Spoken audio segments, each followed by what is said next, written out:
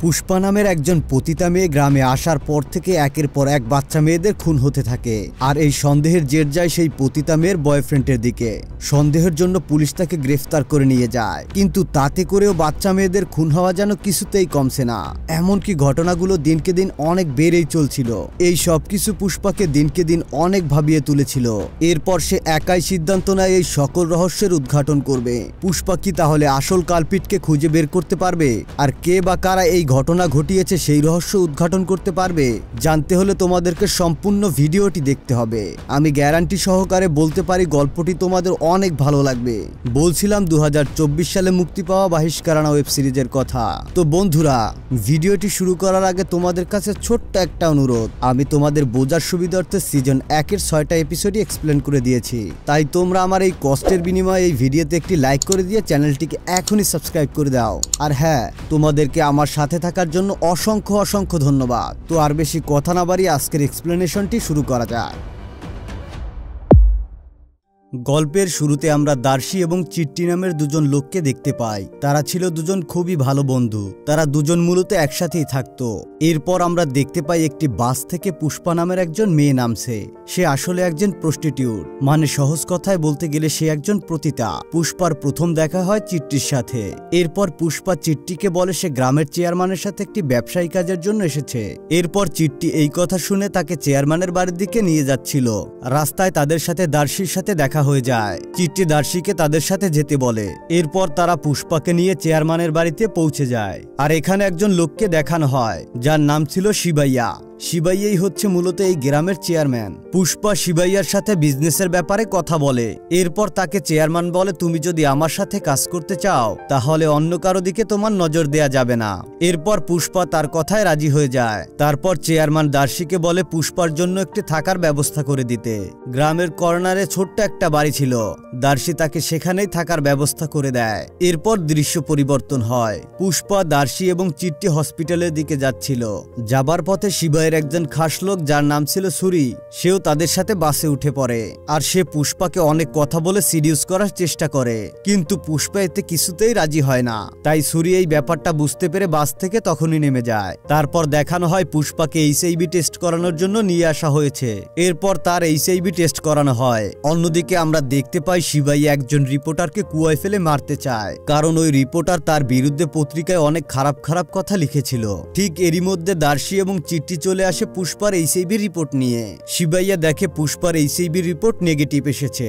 তারপর থেকে শিবাইয়া পুষ্পার সাথে ইন্টিমেট হওয়া শুরু করে। মোট কথা এখানে বলা যায় যে তাদের মধ্যে একটা অবৈধ সম্পর্ক গড়ে ওঠে। এরপর এক গ্রামের মেয়েকে দেখানো হয় যার নাম ছিল লক্ষ্মী। লক্ষ্মীর বাড়ির পাশের বাড়ি ছিল দার্শিদের। আর দার্শির সাথে যখনই লক্ষ্মীর দেখা হতো তখন প্রচুর ঝগড়া হতো। একদিন চিট্টি, দার্শি এবং পুষ্পা পুজো করার জন্য মন্দিরের দিকে যায়। আর এখানে লক্ষ্মী আগে থেকেই পুজো করছিল। আর সেখানেই লক্ষ্মীর সাথে পুষ্পার প্রথম দেখা হয়। তারা যখন পুজো শেষ করে বাড়ির দিকে ফিরছিল, তাদের আসার পথে সুরির সাথে দেখা হয়। আর এদিকে সুরি দার্শিকে দেখে অনেক খেপানোর চেষ্টা করে। সুরি দার্শিকে তার সাথে কুস্তি লড়তে বলে। তখন পুষ্পা তাকে সাইডে সরিয়ে দিয়ে সে নিজেই তার সাথে কুস্তি লড়তে নেমে যায়। এমনকি সে কৌশলে সুরিকে হারিয়েও দেয়। এরপর থেকে সুরি পুষ্পার উপর অনেক ক্ষেপেছিল, কারণ সে সুরিকে সবার সামনে কুস্তিতে হারিয়ে দিয়েছিল। তারপর সে কিছু মানুষের সাথে বলে তাকে পুষ্পা কুস্তিতে হারিয়ে দিয়েছে। সে সেখানে বসে চিন্তা করছিল সে কিভাবে তার উপরে বদলা নেবে। অন্যদিকে পুষ্পা আর দার্শি খুব কাছাকাছি আসতে শুরু করে। দার্শি পুষ্পাকে যতই দেখে ততই তার মায়ায় পড়ে যায়। আস্তে আস্তে সে তাকে ভালোবাসতে শুরু করে। এটা নিয়ে দার্শি চিট্টির সাথে আলাপ করে।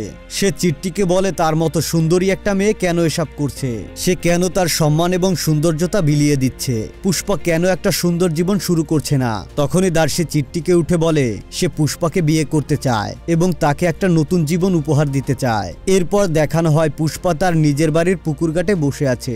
এদিকে দেখা যায় সুরি পুষ্পার বাড়ির দিকে যাচ্ছে তার উপরে বদলা নেওয়ার জন্য।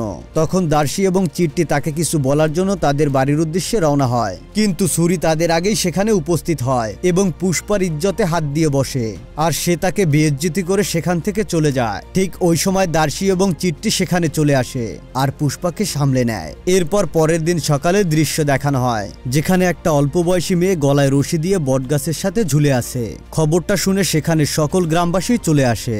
এছাড়া লাক্ষ্মী, চিট্টি, পুষ্পা এবং দার্শি সবাই সেখানে চলে আসে। কিছুক্ষণ পরে সেখানে সূর্য চলে আসে আর সে এসে বলতে থাকে, আহারে বেচারা, মেয়েটা খুব গরিব ঘরের মেয়ে, কোনো এক বড়লোক ছেলের সাথে তার সম্পর্ক ছিল আর তারা তাকে ব্যবহার করে ছেড়ে দিয়েছে, তাই এখন হয়তোবা তারা মেনে নেয়নি, তাই সে আত্মহত্যা করেছে। দার্শি এইসব কথাগুলো শুনতে না পেরে তার কথার প্রতিবাদ করে। আর ঠিক তখনই দার্শি এবং সূর্যের মধ্যে তখন একটা ঝামেলা বেঁধে যায়। এর মধ্যে সেখানে গ্রামের চেয়ারম্যান শিবাইয়া চলে আসে। এরপর সে তাদের দুজনকে থামিয়ে শান্ত করে আর গ্রামবাসীদের সামলে নিয়ে তাদেরকে সান্ত্বনা দেয়। এরপর মেয়েটার শেষকৃত্যের কাজ সম্পন্ন করা হয়। আর এখানে আমাদেরকে চিট্টিকে দেখানো হয়, যে মেয়েটিকে নিয়ে বলছিল মেয়েটা লেখাপড়ায় খুবই ভালো ছিল। আমাদের গ্রামের অধিকাংশ ছেলে মেয়ে কেউ কৃষিকাজ করতো, না হয় গৃহের কাজ, না হয় কেউ দিনমজুর, কিন্তু মেয়েটা লেখাপড়ায় খুবই ভালো ছিল। না জানি তার ফিউচার কতটা ব্রাইট হতো, আমাদের জন্য হয়তোবা সে ভবিষ্যতে ভালো কিছু করতে পারত।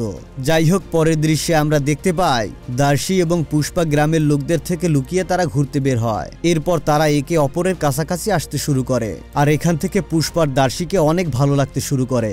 দার্শি তো আগে থেকেই পুষ্পাকে অনেক ভালোবাসতো।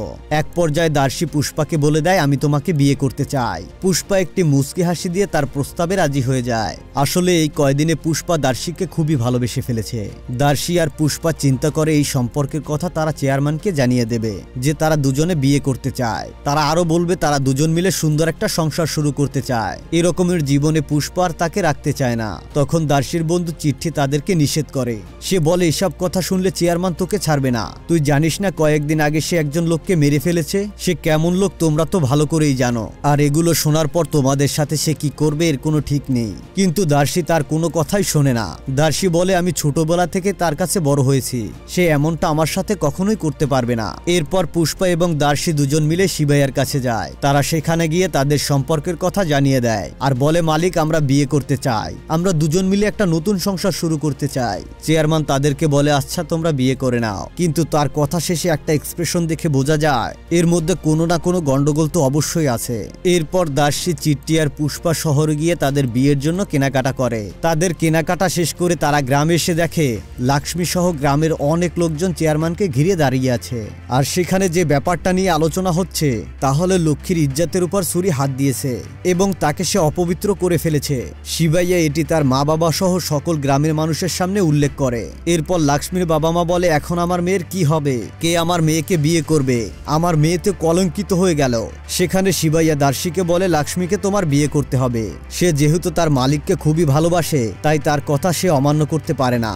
এক পর্যায়ে সে তার কথায় রাজি হয়ে লক্ষ্মীকে বিয়ে করে নেয়। এটা দেখে পুষ্পা অনেক কষ্ট পায়, তাই সে আবারও তার সেই আগের জীবনে ফিরে যায়। এদিকে দার্শি কোনোভাবে লক্ষ্মীর সাথে সংসার করতে শুরু করে। দার্শি সবসময় মদের নেশায় ডুবে থাকতো আর বাড়িতে সে সবসময় নেশাগ্রস্ত অবস্থায় ফিরে আসতো। দিনের পর দিন সে এসবই করে বেড়াচ্ছিল। দার্শি একদিন অনেকজন লোকের সাথে বসে নেশা করছিল আর তখন সেখানে সূর্য চলে আসে। সূর্য সেখানে লক্ষ্মীকে নিয়ে দার্শির সাথে অনেক আজে বাজে কথা বলতে শুরু করে। তখন সূর্য এবং দার্শির মধ্যে একটা গন্ডগোল বেঁধে যায়। এরপর দার্শি নেশাগ্রস্ত অবস্থায় বাড়িতে ফিরে আসে। তখন লক্ষ্মী তাকে বলে, আমি তোমাকে ইচ্ছে করে বিয়ে করতে চাইনি। আসলে আমি যেই বাড়িতে কাজ করতাম সেই বাড়িতে একটা ছেলে আমাকে ভুল বুঝিয়ে ক্ষেতের মধ্যে নিয়ে যায় আর সেখানে শিবাইয়ার লোক সূর্য চলে আসে আর তারা সবাই মিলে আমার সাথে নোংরা কাজ করে। আর এটা শিবাইয়া সবার মধ্যে জানিয়ে দেয়, আমি অন্য কয়েকটা মেয়ের মতো না যে আমি আত্মহত্যা করে নিব, তাই আমি তোমার সাথে এই বিয়েটা মেনে নিয়েছি। এখন আমাদের দুজনকে এই নির্মম নিয়তি মেনেই বাঁচতে হবে আর আমাদের এখন কিছু করারই নেই। এর পরের দিন সকালবেলা দেখানো হয় দার্শি পুরোপুরি ঠিক হয়ে গেছে, সে এখন আর নেশা করছে না। তারা দুজন মিলে খুব ভালোভাবে জীবনযাপন শুরু করছে। দার্শি এবং লক্ষ্মী হয়তোবা তাদের জীবনকে নতুন একটা সুযোগ দিয়েছে। কিন্তু হঠাৎ করে দার্শি একদিন চিট্টির সাথে বলে সে পুষ্পার সাথে আবার একবার দেখা করতে চায়। চিট্টি তাকে বলে, তুই এত সুন্দর একটা জীবনযাপন করতে শুরু করেছিস, এখন কেন আবার পুষ্পার সাথে দেখা করতে চাস? তখন দার্শি বলে, পুষ্পাকে তো আমি প্রথমে ভালোবেসেছিলাম, তাকে আমি কি করে ভুলে যেতে পারি? চিট্টি তাকে বলে, পুষ্পাকে তোর ভুলে যাওয়াই উচিত। আর সেদিন রাতে পুষ্পার সাথে দেখা করার জন্য শিবাইয়ার বাড়ির উদ্দেশ্যে রওনা হয়। দার্শি আসলে জানতো না এই বেরিয়ে যাওয়াটাই তার জীবনের কাল হয়ে দাঁড়াবে। দার্শি যখন রাস্তা দিয়ে যাচ্ছিল তখনই সে একটা মেয়ের চিৎকার শুনতে পায়। দুটি লোক একটি মেয়ের উপর নির্যাতন করছিল। এরপর দার্শি মেয়েটিকে বাঁচাতে গেলে তাদের সাথে দুজন লোকের হাতাহাতি হয়। তখন দার্শি একজন লোককে আহত করে দেয় এবং তার একটি হাত কেটে ফেলে। মারামারির এক পর্যায়ে তারা একটু সুযোগ পেয়ে দার্শির মাথায় আঘাত করে অজ্ঞান করে দেয়। অন্যদিকে যে মেয়েটা রয়েছে তার মাথায় কুড়াল কুড়াল দিয়ে আঘাত করে তাকে মেরে ফেলে। পরের দিন সকালে গ্রামবাসী এসে দেখে দার্শির হাতে কুড়াল আর মেয়েটি মৃত অবস্থায় সেখানে পড়ে আছে। গ্রামের সবাই ভেবে নেয় দার্শি হয়তোবা এই খুনটা করেছে। এরপর সেখানে পুলিশ এসে গ্রামের সবার কথা শুনে দার্শিকে ধরে নিয়ে যায়, কিন্তু কেউ এটা ক্লিয়ার করে না যে দার্শি এই খুনটা করেনি। এরপর সেখানে লক্ষ্মীও আসে এবং পুলিশের গাড়ির পেছনে পেছনে দৌড়াতে থাকে। যে গাড়িতে করে তার স্বামীকে নিয়ে যাওয়া হচ্ছে, লক্ষ্মী দৌড়ে এসে তার স্বামীর হাত ধরে বলে আমি মা হতে যাচ্ছি। সে পুলিশকে বলে আমার স্বামী নির্দোষ, আমার স্বামীকে ছেড়ে দিন, কিন্তু তারা তার কোনো কথাই শোনে না। দার্শিকে তারা ধরে সোজা থানায় নিয়ে যায়। এরপর দৃশ্য পরিবর্তন হয়ে 7 বছর পরে দেখানো হয়। 7 বছরের সাজা শেষ করে দার্শি জেল থেকে বের হয়। আসার পর সে যখন বাড়িতে প্রবেশ করে তখন সে একটা বাচ্চা মেয়েকে দেখতে পায়, আর এই বাচ্চা মেয়েটি ছিল মূলত দার্শির মেয়ে। দার্শির মেয়ে তাকে প্রথম দেখতে পেয়ে চিনতে পারেনি, কারণ জন্মের পর তার বাবাকে সে দেখেনি। দার্শির মেয়ে তাকে দেখে একটু ভয় পেত, কিন্তু আস্তে আস্তে তার বাবার সাথে সুন্দর একটা সম্পর্ক তৈরি হয়ে যায়। এরপর সেখানে চিট্টি চলে আসে দার্শির সাথে দেখা করতে। চিট্টি দার্শিকে বলে তুমি গ্রামে ফিরে এসেছো শুনে আমি আর তোমার সাথে দেখা না করে থাকতে পারিনি, তাই সোজা তোমার কাছে চলে এসেছি। এরপর দার্শি এবং চিট্টির মধ্যে একটা কথা হয় যেটা একটু অদ্ভুত টাইপের ছিল। যেমন দার্শি চিট্টিকে বলে আমি যখন রিলিজ পেয়ে গ্রামের দিকে ফিরে আসছিলাম তখন 3 জন লোক আমার উপরে হামলা করে। সবার মুখ বাঁধা থাকার কারণে আমি তাদেরকে চিনতে পারিনি, যাদের মধ্যে একজনের ছিল হাত কাটা, কিন্তু তারা আমার উপর কেনই বা হামলা করেছে এই ব্যাপারটা আমি বুঝতে পারছি না। যাই হোক আমাদেরকে তাদের খুঁজে বের করতে হবে। চিট্টি বিষয়টা শুনে অবাক হয়ে যায়। এরপর দেখানো হয় দার্শি শিবাইয়ের সাথে দেখা করতে এসেছে। তখন শিবাইয়া দার্শিকে দেখে বলে আমি তোমাকে ছাড়ানোর জন্য অনেক চেষ্টা করেছি, কিন্তু পুলিশ আমাকে কোনো না কোনো বাহানা দিয়ে তোমার থেকে দূরে পাঠিয়ে দিত। যাই হোক তুমি যখন ছাড়া পেয়েছো ভালোই হয়েছে। চিট্টি রাতে দার্শির সাথে দেখা করতে এসেছে। দার্শি এবং তার পুরো পরিবার তখন ঘুমাচ্ছিল। ঘুম ভাঙলে দার্শি তার মেয়েকে কোথাও দেখতে পায় না। এরপর দার্শি আর চিট্টি মিলে তার মেয়েকে খুঁজতে বেরিয়ে পড়ে। তারা খুঁজতে খুঁজতে দুজন দুদিকে চলে যায়। চিট্টি দার্শির মেয়েকে খুঁজতে খুঁজতে একটি জায়গায় চলে আসে, আর সে সেই হাত কাটা লোকটিকে দেখতে পায়, যার কথা দার্শি কিছুদিন আগে তাকে বলেছিল। চিট্টি লোকটির পিছু পিছু করতে করতে শিবাইয়ের বাড়িতে চলে আসে। এরপর আমরা এখানে এসে জানতে পারি ওই হাত কাটা লোকটি অন্য কেউ নয়, আসলে এই লোকটি হচ্ছে শিবাইয়ের খাস লোক সুরি। তোমাদের কি মনে আছে সুরিকে আমরা আগেও দেখেছি। যাই হোক এরপর চিট্টি বাসার দিকে যাবে দার্শিকে সবকিছু বলতে। তখনই সে জানালার পাশ দিয়ে দেখতে পায় একটা মেয়ে কান্না করছে, আর মেয়েটিকে শিবাইয়া খুবই অত্যাচার করছে।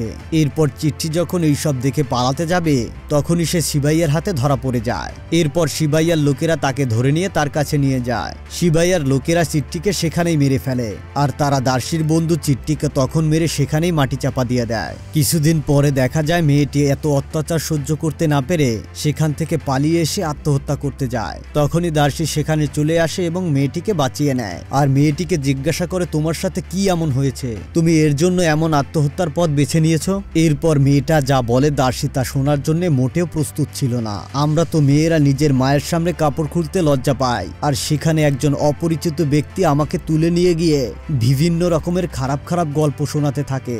এরপর আমার জামা কাপড় খুলে আমার সাথে বারবার ঘনিষ্ঠ হতো, আর এই লোকটা অন্য কেউ ছিল না, বরঞ্চ এই লোকটা ছিল আমাদের গ্রামের চেয়ারম্যান শিবাইয়া। এরপর শিবাইয়া এই জঘন্য কাজ করানোর পরে তার যত ঘনিষ্ঠ মানুষ ছিল তাদের দিয়ে এই কাজ করাতো। তাদেরকে দিয়ে আমার উপর অমানবিক নির্যাতন করা হতো।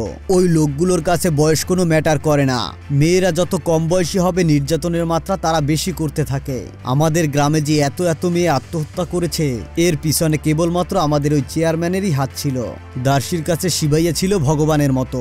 মেয়েটির মুখে এসব কথা শুনে শিবাইয়া যেন শকড হয়ে যায়। সে বিশ্বাস করতে পারছে না যাকে কিনা সে ভগবানের জায়গায় রেখেছিল সে এতটা নোংরা আর জঘন্য কাজ করতে পারে। এরপর সেই মেয়েটাকে দার্শি সুরির কাছে নিয়ে যায়, যেখানে তারা প্রথম সব মেয়েদের এনে আটকে রাখতো। আর সেখানে গিয়েই দার্শি তার মেয়েকে দেখতে পায়। সে যখনই তার মেয়েকে উদ্ধার করে সেখান থেকে নিয়ে চলে যাবে তখনই সে সুরিকে সেখানে দেখতে পায়। সুরির উপর দার্শির এতটাই ক্ষোভ তৈরি হয় যে তাদের মধ্যে একসময় মারামারি লেগে যায়। এক পর্যায়ে দার্শি সুরিকে এমন ভাবে আঘাত করে সে সেখানেই মারা যায়। এরপর দার্শি যে মেয়েটিকে উদ্ধার করছিল এবং তার মেয়েকে নিয়ে সে সেখান থেকে চলে যায়। বাড়িতে ফিরে দার্শি তার মেয়েকে এমন ভাবে রেখে দেয় যেন তার স্ত্রী কিছু বুঝতে না পারে। সে এমন একটা সিচুয়েশন ক্রিয়েট করে যেন সেখানে কিছুই হয়নি। পরের দিন দিন সকালে দার্শি তার স্ত্রীকে বলে, আমাদের মেয়ের তো আজকে জন্মদিন, আমি আমার মেয়ের জন্য নতুন কিছু জামা এবং নতুন কিছু খেলনা নিয়ে আসি, আর যতক্ষণ পর্যন্ত আমি বাড়ি না ফিরছি তোমরা তোমাদের খেয়াল রেখো। দেখা যায় দার্শি ধারালো একটা অস্ত্র নিয়ে শিবাইয়ের বাড়ির দিকে যাচ্ছে আর তাকে মারার জন্য একটা সুযোগ খুঁজতে থাকে, কিন্তু সে কোনোভাবে এই সুযোগটা পাচ্ছিল না। তখন সে কাজ শেষ করে বলে, মালিক আমি আমার মেয়ের জন্য নতুন কিছু জামা কাপড় কিনতে চাই, তাই আমার বেশ কিছু টাকার দরকার। এরপর তার মালিক দার্শিকে কিছু টাকা দিয়ে দেয়। এরপর দার্শি সেখান থেকে বেরিয়ে পড়ে এবং কিছু কেনাকাটা করে সে পুষ্পার সাথে দেখা করে। সে পুষ্পাকে বলে, তুমি এখনো এমন কাজ করছো কেন? তখন পুষ্পা বলে, আমি আমার কাজকে ভালোবাসি। দার্শি বলে, তুমি এখনো নতুন করে জীবনযাপন শুরু করছো না কেন? আসলে পুষ্পা তাকে দেখাতে চাচ্ছিল সে অনেক খুশি রয়েছে, সে আগের থেকে অনেক ভালো রয়েছে, কিন্তু ভিতরে ভিতরে সে যে কতটা অসুখী এটা সে দার্শিকে কোনোভাবেই বুঝতে দেয় না। দার্শি তাকে আবারও বলে, তুমি এখান থেকে চলে যাও এবং নিজের জীবনটা সুন্দর করে শুরু করো। পুষ্পা তখন বলে, হ্যাঁ আমি তো শুরু করতেই চাই, কিন্তু এমন কোনো মানুষ পাই না যে আমাকে আমার মতো করে বুঝবে আর আমাকে অনেক টাকা পয়সা দিয়ে আমার জীবনটা ভরিয়ে দেবে। তোমার খোঁজে যদি এমন কারো সন্ধান থাকে তাহলে তুমি আমাকে জানিও, আর তোমাকে আমি এর বিনিময়ে কিছু টাকা পয়সা উপহার দিব। দার্শি তার এসব কথা শুনে তার গালে একটা থাপ্পড় মারে। পুষ্পা উল্টে তাকে একটা থাপ্পড় মারে। পরে তারা দুজন মিলে ঘনিষ্ঠ হয় এবং তাদের একটা ইন্টিমেট দৃশ্য দেখানো হয়। এরপর ইন্টিমেট শেষে দার্শি পুষ্পাকে বলে, তুমি ভালো কাউকে দেখে বিয়ে করে নাও, নতুন করে একটা জীবন শুরু করো। তখন পুষ্পা দার্শিকে বলে, তুমি কি ভেবেছো এতদিন আমি এখানে কেন ছিলাম? আসলে আমি এতদিন ছিলাম তোমার ওয়াইফ এবং তোমার বাচ্চার জন্য। তোমার মেয়ের মধ্যে আমি সবসময় তোমাকে খুঁজে পাই, জানো ও একদম তোমার মতো হয়েছে, আর আমি মূলত এখানে তোমার বাচ্চা এবং ওয়াইফকে প্রোটেক্ট করার জন্য এতদিন এখানে ছিলাম। তুমি এখান থেকে তোমার বাচ্চা এবং স্ত্রীকে নিয়ে অন্য কোথাও চলে যাও, তাহলে আমিও এখান থেকে চলে যাব। দার্শি তখন বলে, গ্রামে যে এত মেয়ে মারা যাচ্ছে আমি কিভাবে এখান থেকে চলে যাই? অন্যায়কারীদের খুঁজে বের করে আমার শাস্তি দিতেই হবে। পুষ্পা তাকে বলে, এসব কিছু ভেবে কোনো লাভ নেই, কারণ তারা অনেক শক্তিশালী, অনেক পাওয়ারফুল। তুমি যদি শিবাইয়ের সাথে ঝামেলা করতে যাও তাহলে তোমাকে ওরা ছাড় দিবে না। আসলে পুষ্পা ও শিবাইয়ের আসল রূপটা জানতো। পুষ্পা শুধুমাত্র দার্শির পরিবারের জন্য এতদিন এখানে রয়ে গিয়েছিল, যাতে করে ওরা ওদের কোনো ক্ষতি করতে না পারে। যাই হোক, এরপরে দেখানো হয় দার্শির ওয়াইফ এবং তার মেয়ে তার জন্য অপেক্ষা করছে, আর অন্যদিকে দেখানো হয় দার্শি সেখানে পৌঁছে যায়। আসলে দার্শি শিবাইয়াকে মারার জন্য সেখানে গিয়েছিল, কিন্তু উল্টো শিবাইয়ার লোকেরা তাকে এমনভাবে মারধর করে যে তাকে তারা সেখানেই মেরে ফেলে। কিছুক্ষণ পর দেখা যায় শিবাইয়া দার্শির বাড়িতে আসে এবং তার স্ত্রীকে জিজ্ঞাসা করে, দার্শি কি এখনো বাড়িতে ফেরেনি? তখন তার স্ত্রী বলে, না সে এখনো বাড়িতে ফেরেনি। শিবাইয়া তখন বলে, আমি তো রাস্তায় তাকে নামিয়ে দিয়েছিলাম, আর এতক্ষণে তো তার বাড়িতে চলে আসারও কথা। শিবাইয়া যখন তাদের বাড়িতে আসে তখন দার্শির স্ত্রী মাছ রান্না করছিল। শিবাইয়া বলে, আমার প্রচন্ড ক্ষুধা পেয়েছে, আমাকে কিছু খেতে দেওয়া যাবে? বন্ধুরা চিন্তা করো কি একটা সাংঘাতিক ব্যাপার, যেখানে সে কিনা তার স্বামীকেই মেরে ফেলেছে, সে আবার সেই বাড়িতেই খাবার চাচ্ছে। চিন্তা করো কি ধরনের জঘন্য মানুষ এই লোকটা। এরপর শিবাইয়া সেখান থেকে খাবার খেয়ে চলে যায়। যাবার সময় তার ফোনে একটা কল আসে। ফোনের ওই পাশ থেকে বলে দার্শিকে মাটিতে পুঁতে ফেলা হয়ে গেছে। এরপর দৃশ্য পরিবর্তন হয়ে দেখা যায় শিবাইয়া পুষ্পার সাথে দেখা করতে আসে এবং তাকে দার্শির মৃত্যুর খবরটা জানায়। পুষ্পা দার্শির মৃত্যুর খবরটা শুনে একদম কান্নায় ভেঙে পড়ে। পরের দিন সকালে পুষ্পা দার্শির পরিবারের সাথে দেখা করতে যায়। এখানে তার পরিবার আদৌ কিন্তু জানে না যে দার্শি আর বেঁচে নেই। এরপর পুষ্পা তার স্ত্রীকে গিয়ে সবকিছু খুলে বলে। সবকিছু শুনে পুষ্পা শিবাইয়ের বাড়িতে যায় আর সে দার্শির কথা আবারও তার কাছে জিজ্ঞাসা করে। শিবাইয়া বলে, আমি তাকে শহরে যেতে দেখেছিলাম এবং যাওয়ার সময় আমি তাকে বেশ কিছু টাকাও দিয়ে দিয়েছিলাম। তোমরা একদমই টেনশন করো না, সে কিছুক্ষণের মধ্যে হয়তোবা ফিরে আসবে। দেখো হয়তো কোথাও বা মদ খেয়ে পড়ে আছে। এর থেকে তোমরা এত টেনশন না করে বাড়িতে চলে যাও। আর হ্যাঁ শোনো, তোমার হাতের মাছের ঝোলটা কিন্তু সেদিন খুব মজা হয়েছিল, তাই আজকে আমি তোমার বাড়িতে মাছের ঝোল খেতে যাব। তারপর দার্শির স্ত্রী আর বাচ্চা সেখান থেকে চলে আসে। এরপর সন্ধ্যা হলে শিবাইয়া এবং তার সব লোকেরা দার্শির বাড়িতে চলে আসে খাওয়ার জন্য। দার্শির স্ত্রী তাদেরকে খুব সুন্দর করে খাবার পরিবেশন করে। খাবার খাওয়ার পরপরই এক এক করে সবাই অজ্ঞান হয়ে যায়। ভেতর থেকে তখনই সেখানে পুষ্পা চলে আসে খুব একটা ধারালো অস্ত্র নিয়ে। শিবাইয়া সহ সেখানে থাকা সকল দানবকে সে এক এক করে মারতে থাকে। পুষ্পা তাদেরকে একটা করুণ এবং উপযুক্ত শাস্তি দেয়, যেটা তাদের জন্য একদমই প্রাপ্য ছিল। পরের দিন সকালে পুষ্পা এবং দার্শির স্ত্রী আর তার বাচ্চা গ্রাম ছেড়ে যাওয়ার জন্য রওনা হয়। যাওয়ার আগে পুষ্পা পুলিশকে একটি ইনফরমেশন দিয়ে যায় যে শিবাইয়ের বাড়িতে যে উঠোনটা আছে আপনারা দয়া করে সেখানে একটু খোরাখুরি করবেন, সেখানে আপনারা কিছু না কিছু তো একটা অবশ্যই পাবেন। পুলিশ তার কথা মতো শিবাইয়ের উঠান খুঁড়ে দেখতে পায় সেখানে অনেক মানুষের কঙ্কাল রয়েছে। এগুলো দেখে তো গ্রামের সবাই অবাক হয়ে যায়। গ্রামবাসীদের এভাবে মেরে মাটির নিচে পুঁতে রাখতো ওই কালপিট শিবাইয়া। আর এসব দেখে গ্রামবাসী বুঝতে পারে যে শিবাইয়া কতটা জঘন্য এবং খারাপ লোক ছিল। তখন গ্রামবাসী একদম ক্লিয়ার এবং পরিষ্কার হয়ে যায় যে এসব জঘন্য কাজের পিছনে কে ছিল। এরপর দেখা যায় পুষ্পা এবং দার্শির স্ত্রী তার মেয়েকে নিয়ে গ্রাম থেকে চলে যায়। আর এখানে এই মুভিটা শেষ হয়ে যায়। গ্রামের সকল মানুষ এখন থেকে সুখ শান্তিতে বসবাস করতে শুরু করেছে, কারণ শিবাইয়ের মতো দানব মানুষ এখন আর এই গ্রামে নেই। তো বন্ধুরা, আজকের সিরিজের এক্সপ্লেনেশন তোমাদের কাছে কেমন লেগেছে অবশ্যই কমেন্ট করে জানাবে। আমি নিজে যখন এই সিরিজটি দেখছিলাম তখন আমার কাছে বেশ উপভোগ্য মনে হয়েছে। আর ঠিক তখনই চিন্তা করলাম এত সুন্দর একটা গল্প যদি আমি তোমাদের সাথে শেয়ার না করি তাহলে আমার পেটের ভাত হজমই হবে না। তোমাদের কাছে যদি এই সিরিজটা ভালো লেগে থাকে অবশ্যই একটি লাইক, কমেন্ট এবং শেয়ার করতে ভুলবে না। দেখা হচ্ছে পরবর্তী ভিডিও নিয়ে খুব শীঘ্রই। ততদিন পর্যন্ত ভালো থেকো, সুস্থ থেকো। আল্লাহ হাফেজ।